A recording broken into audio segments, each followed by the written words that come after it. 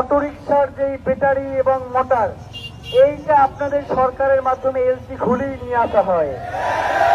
তার মানে আপনি এক মুখ দিয়ে বলতেছেন অটোরিকশা বন্ধ, আবার আপনি যাতে বাংলাদেশে অটোরিকশা তৈরি করা যায় সেই ব্যবস্থাও করে দিচ্ছেন। এই বিচারিতা কোনোভাবে মানা যাবে না।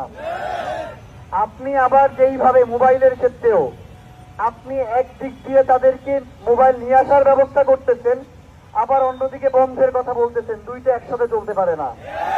আমাদের কথা খুব সুস্পষ্ট, যে কোনো যৌক্তিক দাবি সেটা আমরা এর জন্য তো নির্দিষ্ট সময়সীমা দিতে হবে। মানে আপনি বললেন আর বন্ধ করে ফেললেন, এটা আসলে বাস্তবসম্মত না। আমরা যেমন এখন পর্যন্ত আপনারা সব থেকে ভদ্র এবং সুশীল সরকার এই মুহূর্তে আপনারা অবস্থান করছেন অন্তর্বর্তীকালীন সরকারে। আপনারা এই বিগত 1.5 বছরে যেই পরিমাণ দুর্নীতি করছেন, সেইটা যদি আমরা হিসাব নিতে যাই তাইলে তো মুখও দেখাইতে পারবেন না।